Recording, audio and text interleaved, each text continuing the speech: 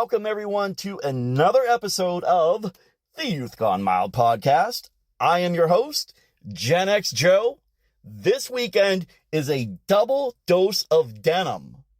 And just because my guest for the second episode, or should I say twice episode, does not mean he's not number one in my heart and yours. And that guest would be Mark Kendall of Great White. You kind of see what I did there twice. Once bitten, twice shy, babe. Yeah, okay, I was being stupid, I was being corny, but you get the point. What can I say about Great White and Mark? The band took blues-soaked hard rock and just turned Sunset Strip upside down in the 80s and early 90s. Now, Mark, yes, he is here to talk about the glory days of hard rock, hair metal, and heavy metal. And that would have been enough for me. But Mark has been battling cancer. Prior to his diagnoses, I had reached out to Mark to see if he would like to be a guest on my previous show, Gen X Marks the Spot podcast. At that time, Mark would not give me a definite yes or no. And it wasn't long after that I had seen that he posted on social media that he was battling cancer. It was at that time that I had reached back out to him, wishing him well. Now, let's fast forward. I received an email not too long ago from his publicist wanting to know, hey, would you like to have Mark Kendall as a guest on your show? Well, hell yeah, I jumped at that chance. But still being new to the podcast world, I didn't know if I was going to be comfortable enough to interview Mark and not talk about his cancer diagnosis. So you'll see in this interview that I was just kind of filling him out a little bit to see if he wanted to talk about it. And yeah, he did. He wanted to share his story. I hope everyone listening will rally around Mark as he is beating kidney cancer. I absolutely love this episode. It hits a little different. Mark really opens up in this interview. I'm not saying break out the tissues. Here's my interview with Mark Kendall of Great White. Hello. Hey there. Hey, Mr. Kendall, how are you? As soon as you got on, there was just big clap of thunder. I do not know where this weather came from today. I heard about that. I heard you guys are getting weather. Yeah, tornado warnings and everything else. Crazy. Really? Yeah. Wow. Yeah. Pittsburgh gets tornadoes? I'm 51, so I can count on two fingers as many tornadoes as we had in my lifetime here. So, really? Yeah, that's what I thought. I don't hear about tornadoes in Pittsburgh. Yeah, we had one a couple of years back. It was pretty bad, but Okay, yeah. well, hopefully it all works out okay. Oh yeah, I think it will. So, hey, I just want to thank you first off before we even get started for being a guest on my show today. Yeah, glad to be here. No problem, man. It's okay to talk about your health. Is that all right? Yeah. Okay. So good. Well, as far as my health goes, things are going in the right direction. I was diagnosed last April. It started out where I was irregular with my pee. It was like, at first it was blood, and I went to emergency, and they told me I just had a urinary tract infection, and so gave me a Z-Pack to get rid of that. But then I found out my wife told me my timelines aren't that good sometimes, but I guess it was about 4 months later, I was irregular again, but it wasn't blood. It was just the wrong color. I went to the urgent care, and the lady told me, the nurse said that this could stem from bladder cancer.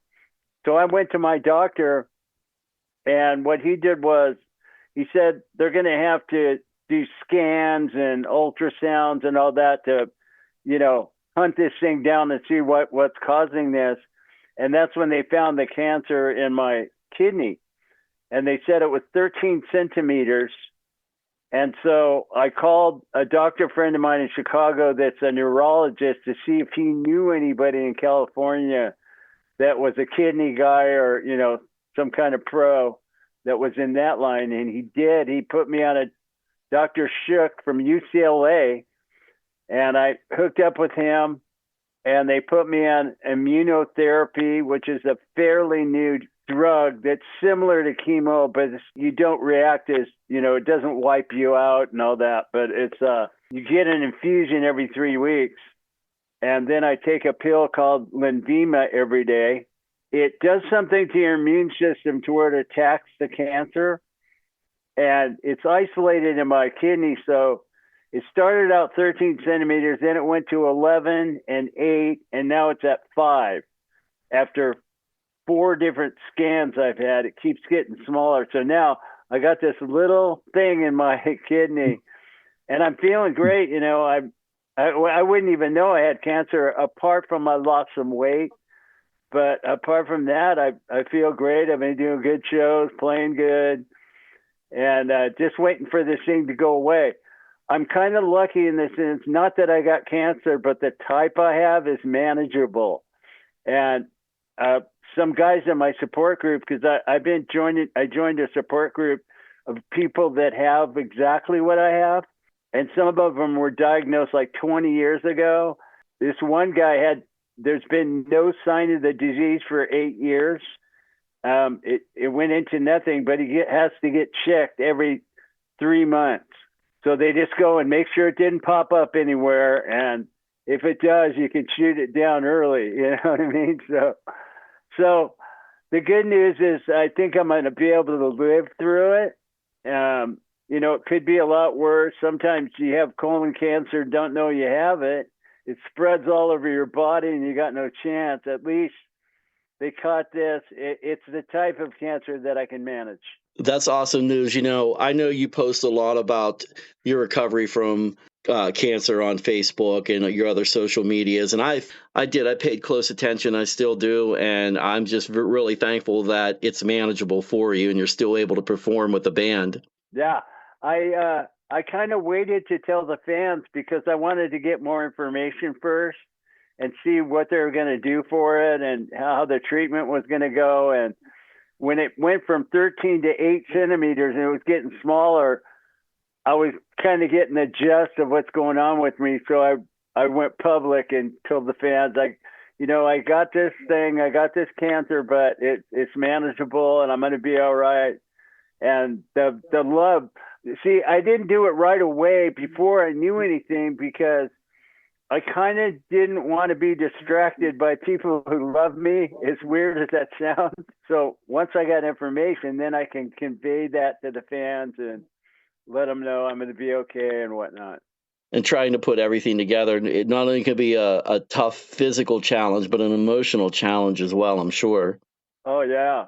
Because when I kind of didn't know what's going on, you get in your head a little bit, am I dying? What's going on here? You know what I mean? After I got 6 doctors now, and after speaking with them and them giving me intelligence of what type of cancer I have, they've all said I'm going to be okay. And it's I can manage it with this medicine, which the medicine attacks the cancer and it just keeps shrinking. And I'm just looking forward to it shrinking to nothing, to where there's no sign of it, and just keep monitoring myself, for the rest of my life, I guess. But, I get to live. That's the good news. Yeah, most definitely. Now, I'm sure, like you had mentioned earlier, you had a lot of support out there, not only from family, bandmates, but the fans themselves. Absolutely. Yeah, the fans are unbelievable. My whole career, I always try to treat the fans just like how I'd want to be treated, just like, you're just like me. And we never leave a gig until we sign everything and all the pictures are taken. And, so I've always, that's important to me because I really like talking to fans of the band who've been around us a long time, because they got stories that are unbelievable.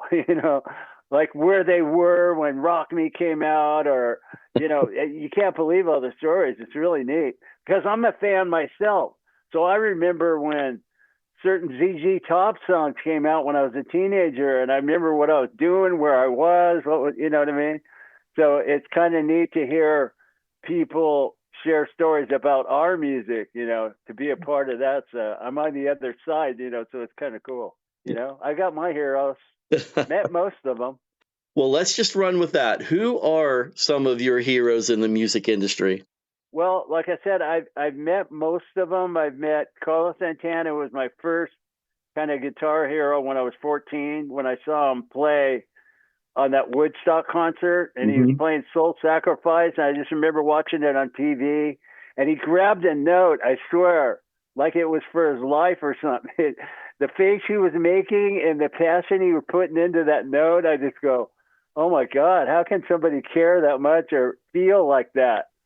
And so that guy really inspired me, and I got to ask him a question, and that was cool meeting him. Then I was around the late Johnny Winter a few times, got to speak with him a lot, and he was kind of a hero of mine. Really loved the way he played, his skills. And just, a lot of your basic rock stars that I looked up to that we played with over the years. We played with a lot of random bands since we've been doing fly dates, like REO Speedwagon. They got a heck of a story. I hung out with Kevin Cronin quite a bit when we played with him a couple years back. And, I always looked up to Gary Richrath. I know he had some kind of alcohol problem, but I really loved the way he played, kind of plays in the style I do.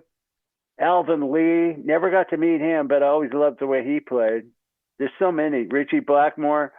I actually was 5 feet away from him. We opened for him in Atlanta, and he was checking his amp out, so I didn't want to go up to him. And I've always kind of heard he could be a little short with you, like he might come off a little rude or something. So I just I left it at that. I was 5 feet away from Richie Blackmore. I'm good, you know what I mean? But God, there's so many. It's hard to remember. Well, Ted Nugent, I've hung out with him quite a bit. He was kind of, when I was a teenager and his album came out, I remember, Stranglehold and all those songs. When you're a teenager, that's big stuff, Oh, yeah. So what was the moment like when you realized music might become your career? Well, I kind of went full-time music when I was 17, and I quit baseball. I played for 10 years. Every year I was in baseball. Played up until what's called Colt League, which is like high school level baseball. Mm-hmm. There was two guys on my own team that were better than me. I just felt there was kind of no chance in baseball. Plus, guitar had the lead anyways with as far as passion goes and all that. So I would say when I was 17 and decided to go full-time music, I was pretty much all in right out of the gate. I knew what I wanted. I knew I wanted to be in a band, wanted to eventually get a record deal, and just kept that kind of dream alive, until it happened. Now, I don't know if Dante Fox was your first band, but I have to ask, for so long, I have tried to search how that name came about. So now that I have you as a guest, how did you guys pick Dante Fox as a name? Well, I'll go a little bit before that. When I met Jack Russell, he came in an audition for my band. It was called Zzyzx, Zzyzx. And he didn't like the guys in my band, but he liked me a lot. And I actually played him a couple ideas. And he really liked the original ideas I had. So he said, let's make our own band. And I said, I'm into it because I'm kind of over this band anyways. Mm-hmm. So we got together, but 4 months, we put a band together and we played a couple shows.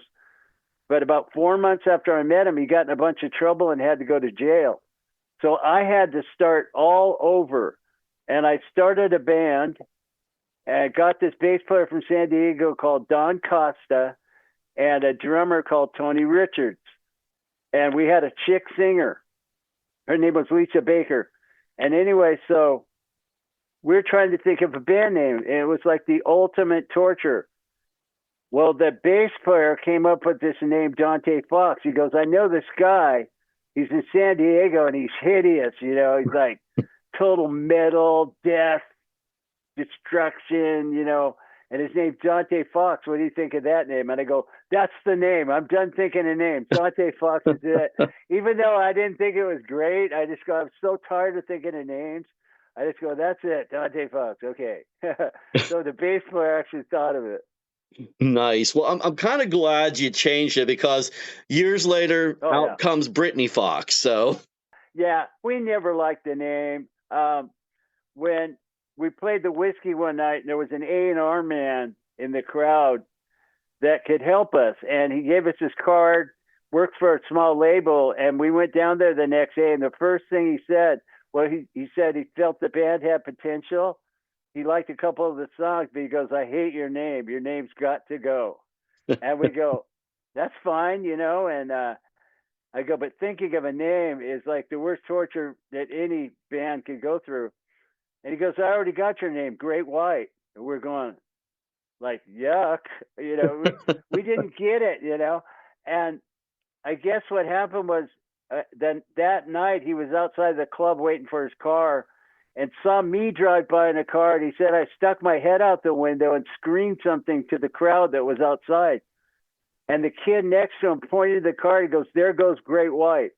Because Jackie used to call me Great White on stage when I would do a solo or something. He goes, Kendall, the Great White, But really, only because I'm like the whitest guy on earth, I'm this white dude, and I used to wear this white jumpsuit. And so he would say, Kendall, the Great White. But Alan Niven, the guy, the A&R man, never heard that. Never heard him say it. He didn't say it that night. So he heard it from a kid pointing. So when that kid said, there goes Great White, that a light went on his head, and he goes, that's their name, Great White. We didn't think of the shark until a couple months later. Once we thought of the shark, then we liked the name. But at first we didn't like it much. Great White, no pun intended, sure made a splash in the music industry back in the 80s. That's for sure. Yeah. Once we kind of came into our own more, because at first, our first album, even though it's a great album, I think, we were trying to be like something. We were trying to be heavy. We were trying to be like Judas Priest or Scorpions, early Scorpions, even though it didn't sound like that, but that's what we're. So we weren't really playing from our influences. We were more trying to do something, that we thought something we weren't, you know what I mean? When Alan Niven was around me, he would hear me doing things that had nothing to do with what we were recording. And he kept hearing it over and over, and it was always blues fueled. And one day he heard me doing, I think I was playing I'm Going Home by Alvin Lee. Mm-hmm. And he goes, you should be doing that, Mm-hmm. And before we did Once Bitten, he said, I want you to just be you, play from the heart, be yourself. Don't try to be like anything. And it really opened up my world. And I just started anything I liked what I was doing, I would show it to the band. Mm-hmm. And, they would either say yay or nay. And that's the way we did the Once Bitten album. And sure enough, once we were honest with ourselves and just playing what we loved, it hit a nerve out there with the fans. They liked it. And when I heard Rock Me back in the studio when it was all done, you don't really realize what you've done until you hear it back. Because when you're recording, you got tunnel vision on your parts and you're not really hearing the whole thing back yet. And when I heard it back when it was finished, I thought it was pretty good. And the record company was jumping around in the control room, having a heart attack saying, that's it. So I felt, pretty good about it. And you should, man. I mean, some of the songs that are on those albums from the 80s, and excuse me if I'm going to get the album wrong, but one of my top 3 songs ever. Call it rock and roll. I think that was on Twice Shy. Yeah, just, that's straight ahead blues. That's like Johnny B. Good backwards. Going a little bit back to Once Bitten, the song. Whose idea was it to record it? Was it the band's, the record label? Our record was done, and Alan Niven brought us that song and said we should do that. And we thought it was a good song. He really loved the lyrics because it was about being on the road and all this. Mm-hmm. And we were kind of road dogs, like we were always on the touring. Mm-hmm. Hardly went home except to make another record.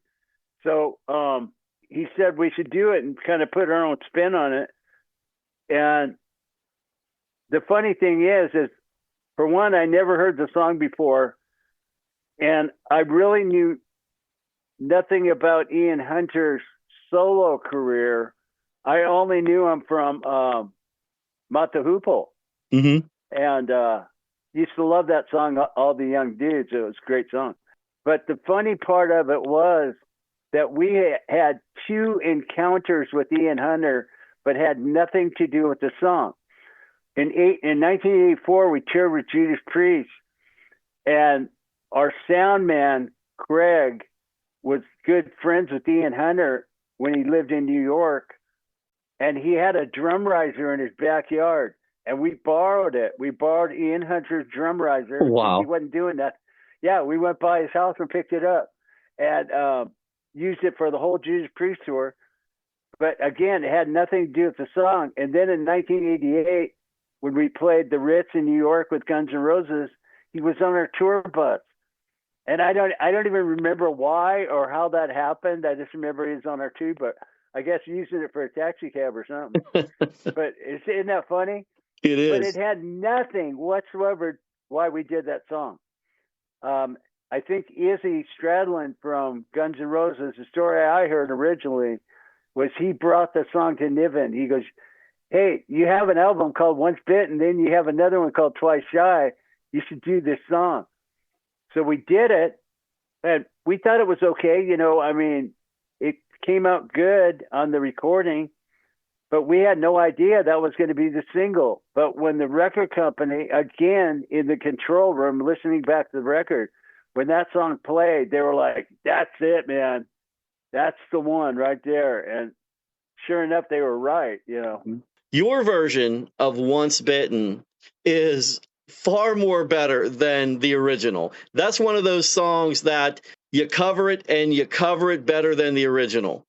We put our own spin on it. We kind of treated the chorus a little different. I think we even changed.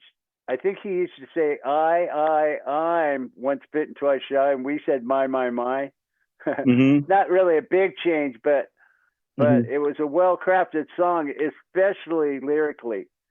Lyrically, it was, he wrote some sweet lyrics in that tune, man. Yeah. Once bitten, twice shy, you can relate it in all walks of life. Like, I'll never do that again, Exactly. Now, you guys have been out for what? We're not quite at the 45-year mark, correct? Right, somewhere around there. Really, our first tour was in '83, so how many years that is. Well, we're looking at what, 43 years now. There you go. 7 more years, man, you'll be out there. 50-year anniversary, like some of the bands out there now. I see that, and it's kind of inspiring that see the Stones out there at 80 years old singing, and Jagger just killing it every show. Oh yeah, but I think they do it the right way. They take how many years off, and then when it's time for them to tour again, they're selling out stadiums. Every time a band claims they're gonna pack it in, they always come back. I don't know how many times I've heard the Who say this is the final tour, Yeah. And then they kept coming back over and over. A lot of bands have done that. They said this is the final tour. It might be a little bit of a marketing tool for people to come to the shows, Here's my honest opinion on that. And I kind of gotten a little jaded with bands over the years, especially with Motley Crue. But I still feel excited that bands who say they retire are going back out and performing again, because that gives me another opportunity to see a band maybe that I never got the opportunity to see. Yeah, I'm a little jaded, but yet there's still that excitement like, yeah, man, let's do this. Let's go see the band. Look at, I think Night Ranger have been around longer than us, and they still come with great material. You know, they still write like gangsters, and it's really neat to see that. It's a shame the way the industry is now, and that new material doesn't get the attention that it used to get, you know, because of the radio format, just playing old classics. If they would play new material, I wish some radio stations would just try it and at least include some new stuff from bands. I think, you know, the satellite radio do that a little bit, which is nice, because I think a lot of the bands still can come with stuff that could have been back then that, you know, could have been big hits, you know, but you need to get it to the people, you know, to find out if it's viable.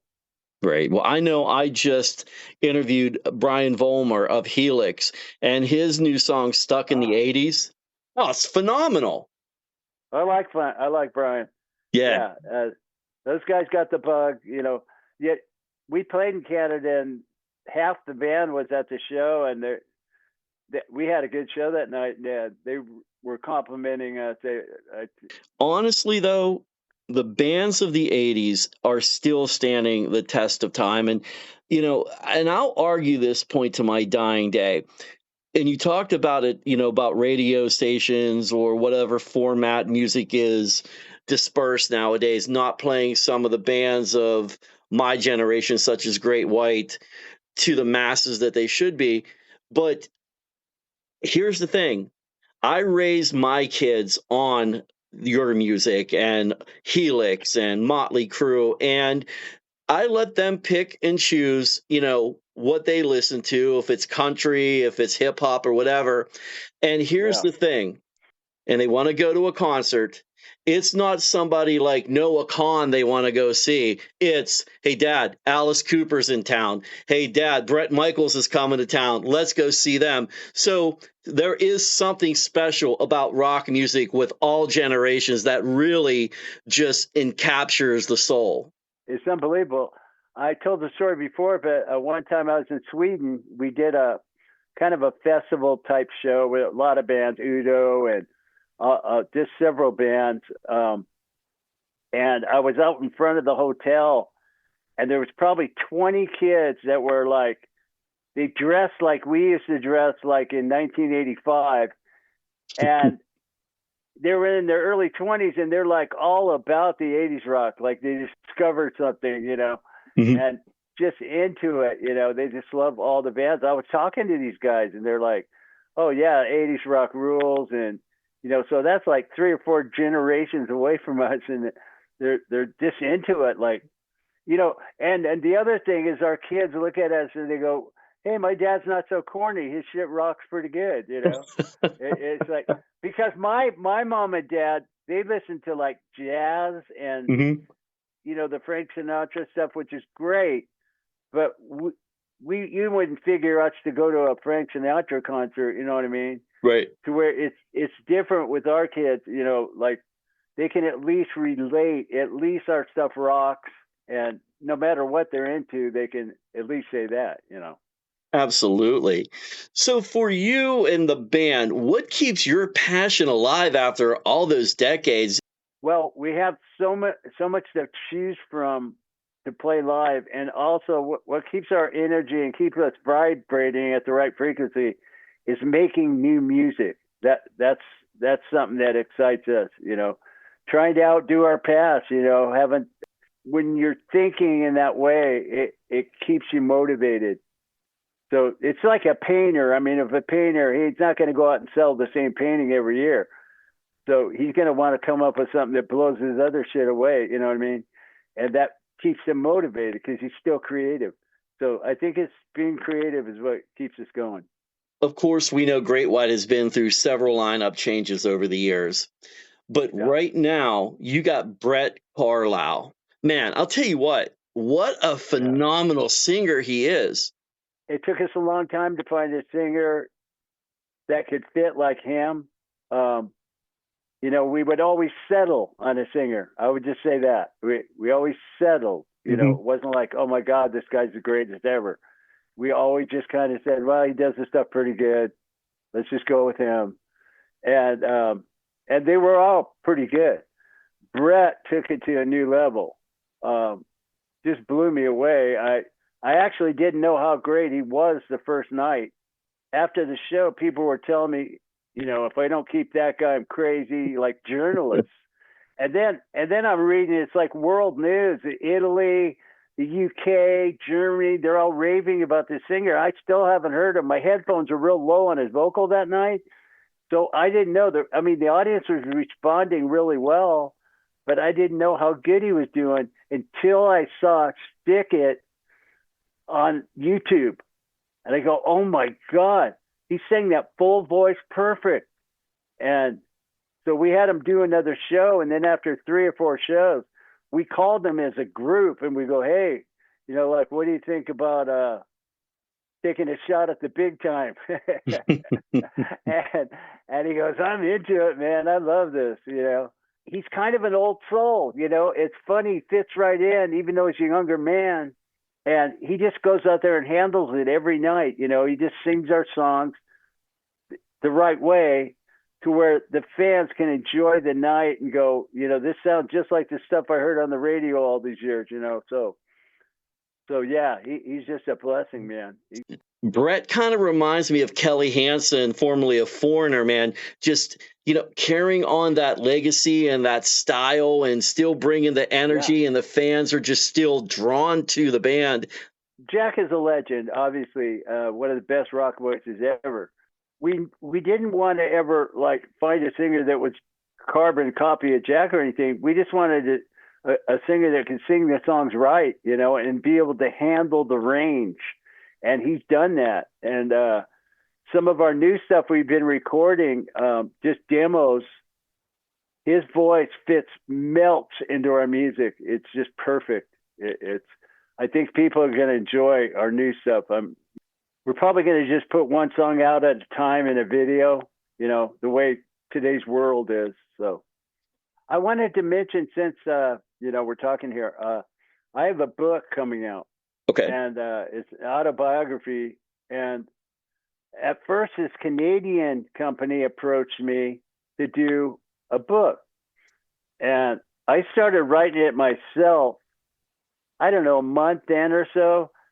They were giving me feedback. I sent them a bunch of stuff. I'm going all the way back to childhood. And they told me there's too many stories in here. We just want you to talk about the guitar. And I just said, I'm sorry, man, but I just don't want to do a book like that. I want the fans to get to know me away from the stage too, not just guitar. And I go, what kind of a book would that be? It'd just be, to me, almost boring. Of course, I want that in there. I want people to know how I started and going through my life with the guitar, but, other stuff happened too.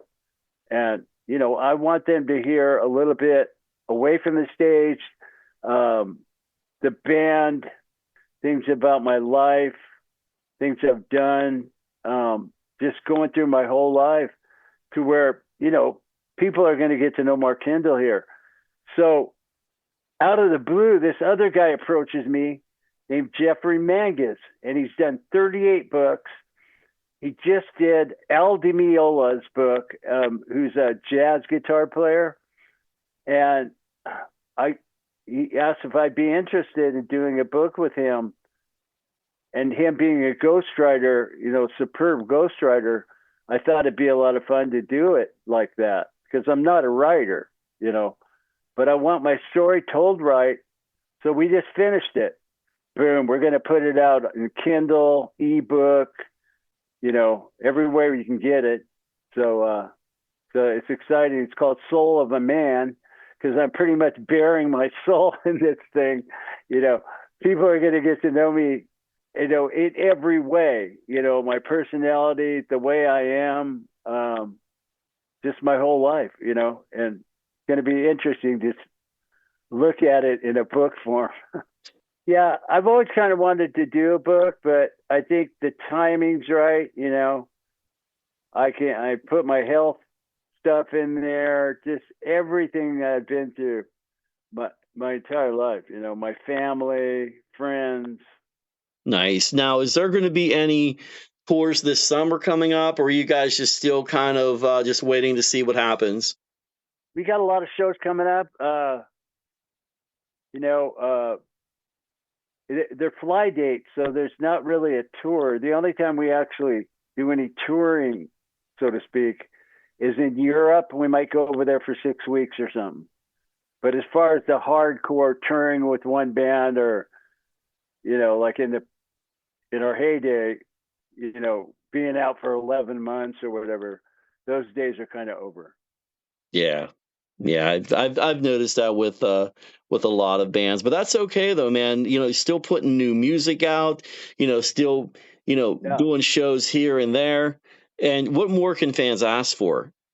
it's really for us, you know, and for the fans. But like you're talking about earlier, what keeps us motivated, and that's what it is. It's making new music, you know, and getting feedback. Even on our heyday, that's all I cared about. I wasn't even thinking dollars and cents. I was thinking, God, I hope people love this, you know.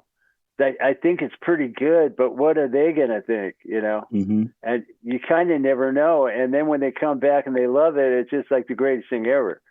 So we're really just looking for the feedback, because the days of selling millions of records are completely over. So it's basically free. Your music is going to be free for everybody, Yeah. you know. Well, let's talk about American Idol. How did that all come about with Brett?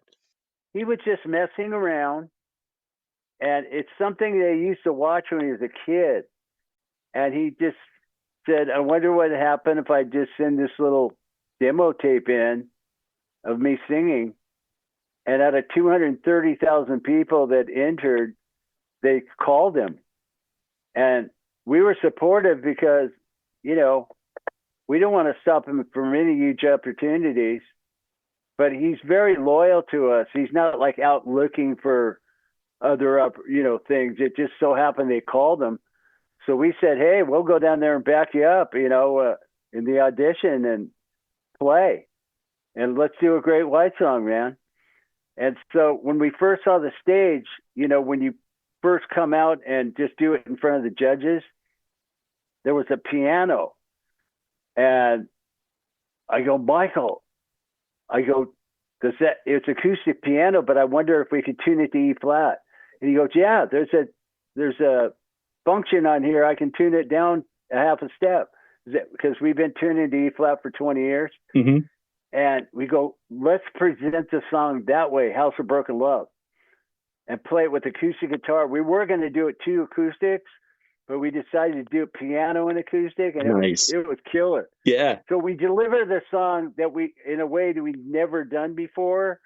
So that was kind of cool. And Carrie Underwood and Lionel Richie just flipped out. Luke Bryan kind of didn't get it, the country guy, but those guys were standing up just going, oh my God, like that was killer. So he made it through the second round. And then when he did the Whitesnake song, they wanted to hear more rock. So he did Still of the Night, and with the house band. And during rehearsal, the monitors shut off. And then they popped back on, and then they went off again. When he did the actual performance, the monitors shut off and stayed off. Oh. And it freaked him out. And he's singing, he can't really hear the band. So he went way upstage to it was in a theater. He was trying to hear the house PA. So he could, be in the right time. And it got him totally distracted, and he didn't make it through. So yeah. It's totally insane. And he never made an excuse. He only told us about it. He didn't tell those guys, hey, I had no monitors, man. I would have said that. I would have said, hey, I hope you're not going to judge this performance, because I had no way to. When the breakdown happened, he didn't hear anything. when he says, "Oh, baby," and does all that, there Hmm. was nothing. He heard nothing. So it freaked him out, and it was very difficult to perform not hearing the band at all. Oh, So, sure. so yeah, he didn't make it through the second round, but like I said, it was a big opportunity, and we supported it all the way. But it was amazing. And the director of the show was a huge Great White fan. He thought this was the greatest thing ever. I think they were kind of using this to promote the show in a way, like, Hmm. hey, we're bringing rock back. Like they even had a guy in a flatbed singing a Motorhead song, Ace of Spades. So they're like, hey, we rock now, and I think it was kind of a little bit of a promo. I don't know that they figured to send a rocker all the way through at all. I just think it was part of the promotion. Yeah, that's a At least shame, that's the though. feel I got. I think that's the feel I got, and Brett as well. Had he made it all the way through and won it or something, there would have been a lot of controversy because Yeah. even though he's not considered a pro because he's never recorded an album, never been signed to a major label or anything like that, he's still pro caliber. But the argument is so is about everybody that's on the show that made it. They all sing pro. They're pro caliber, but they've never been signed. But I think the argument for them would have been, well, he's in Great White. Of course he's a pro. Right. These are Exactly. supposed to be, the parents probably would have just wigged out. They Yeah. might even have been talking about it, like, hey, my kid, he's just playing an acoustic guitar and singing. What's the deal here? This guy's in a famous rock band. you know. Yeah, and then it would have been, what type of publicity would Great White have gotten? Some, negative or positive or somewhere in between. And yeah, it may have just worked out for the best. I don't think it hurt us, you know, even though he didn't make it. I think, if anything, because you kind of fly under the radar because all the mediums have been stripped from us, the record stores, the radio, no MTV, you know, they're not seeing us every 5 minutes anymore. So I think some were maybe even shocked that we're still together, you know, True. but now they know it. 6 million people watch that show every night. So, a lot of people seeing that Great White is still in existence. So that's good for us. Oh yeah, definitely positive, but yeah. Absolutely. Absolutely.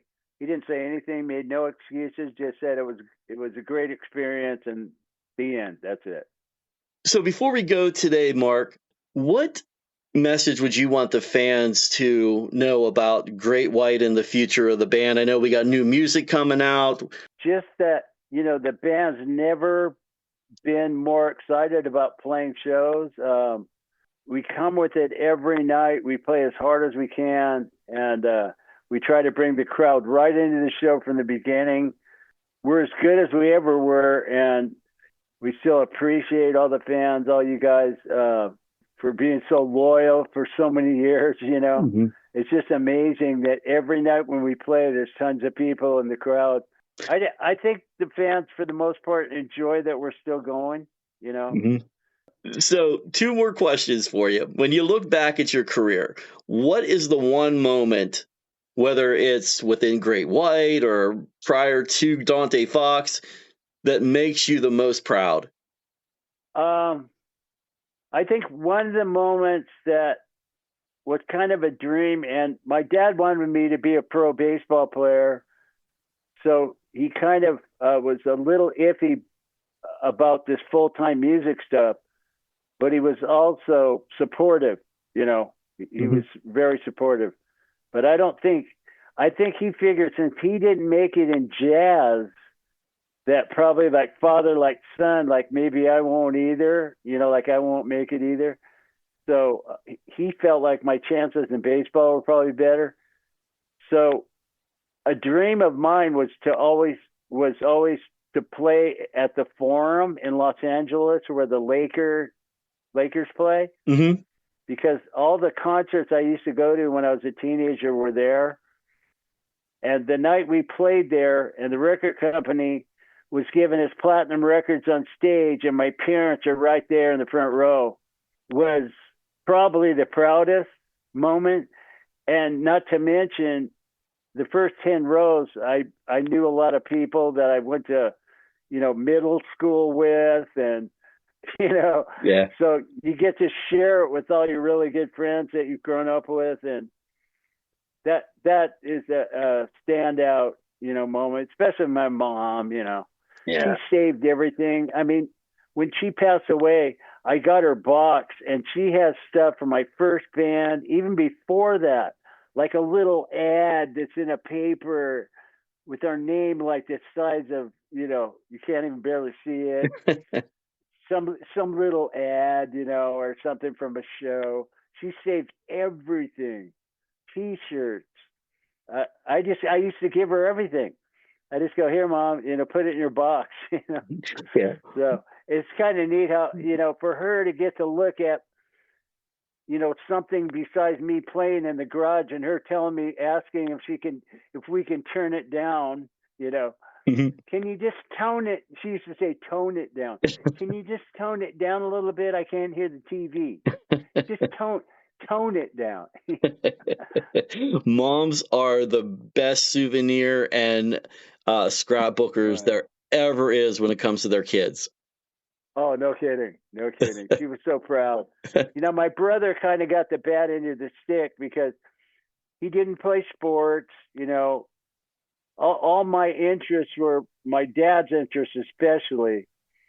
So I was always the focal point, and I felt bad about that. My brother, he just like collected coins and rocks and played with his dog, and you know, but he was loved, but he never got the attention I got. So when I got the band really going, I always had him around, doing something, Hmm. and try to make up for, give him some attention. Yeah, that's awesome. And you gotta put family first. Absolutely. And lastly, when Jack Russell passed away, were you ever able to communicate with him before that, or you guys had talked in quite some time? We hadn't talked, but we were, believe it or not, connected at the hip our whole lives. Hmm. The only thing that separated us was his addiction and the damage he was doing to himself. I wanted him to go get well and come back and be the badass sleeve tattoo bad motherfucking singer. And he just chose a different road. And it was really painful for me because I've been at his hospital beds. I've been, for days at a time, I've been at his rehabs when he's in bed, like suffering with detox and, just going, you can do it this time. You can do it. And he just failed over and over, but I never took it personal. I was just hurt. I was hurt by it, but I didn't take it personal in the sense of us not being friends. It was just some of the things he did and said were hurtful. He sued us trying to take our name, but still the love was there. And when he passed away, the first thing I did, besides going on Eddie Trunk and speaking about all the good things about him, I made a dedication to him at a live show, just saying, we lost our brother. I hope that you can love him tonight and say a prayer. And just, when It's okay. it's so final, Yeah. and he just kept damaging himself. Addiction is so ugly, and some people just cannot stop, and it's so hard to deal with. And I think that it just took him away physically, and to where when he was playing with us, he wasn't able to use his legs anymore. And this same thing happened with my dad's. My parents got divorced when I was 17, and my dad's new wife was a prescription drug addict. And the same exact thing happened to her. She ended up in a wheelchair. It takes your muscles away. Yeah. It's just an awful, awful thing, and especially for the fact he's the most talented man ever. That's what makes it so hard. Is they talk about wasted talent, and that was definitely a perfect version of that, because he was one of the best, no hold barred, and I think a lot of our peers would agree. Yeah. Yeah. I've heard good things spoken about Jack, both live during the podcast and off the air. No one's ever said anything negative. So you're absolutely correct. He was a workhorse in the studio too, man. He just sang perfect always. It's crazy. He was great to work with from the very beginning.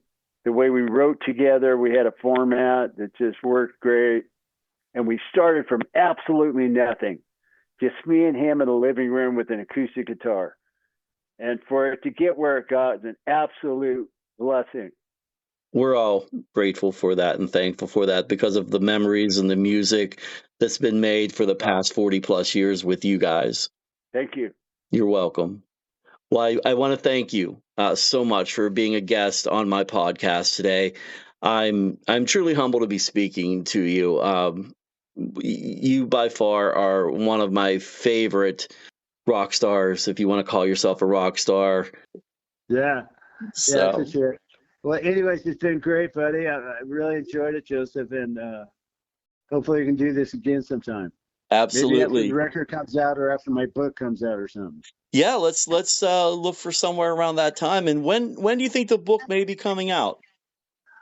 If I had to guess, probably around June, probably early June. Sounds great. Well, Mark, you continue to take care of yourself and keep rocking, man. Thank you, sir. Appreciate that, man. That's it. Fort Pitt. If you know, you know. Especially if you're from the Berg. Huge props to my guest today, the great Mark Kendall of Great White. Mark, thank you for bringing your story to the Youth Gone Mild podcast. I want to wish you nothing but the best in your recovery from kidney cancer. I'm going to throw up some prayers for you, man. And hopefully those listening are going to do the same. And I know music can heal a lot of things, but so does prayer. Don't forget Mark's new book.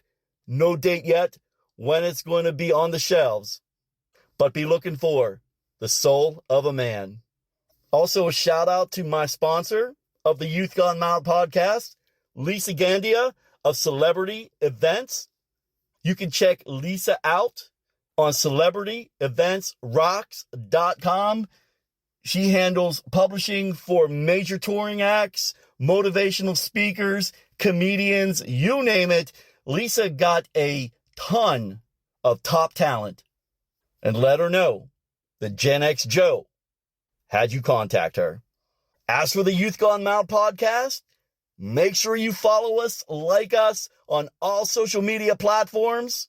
We are at Youth Gone Mild PC, and you can listen on Spotify, iHeartRadio, Apple Podcasts, Amazon, YouTube, Pandora, TuneIn, and Deezer. Yeah. Once again, shout out for a double dose of denim this week with Mark Kendall of Great White. Buddy, props to you. Peace out. Thank you for being on the show. Again, praying for you, brother.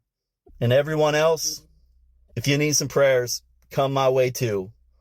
Until then, rock loud, live proud. Thanks everyone for listening. I'm Gen X Joe, and this has been the Youth Gone Mild podcast.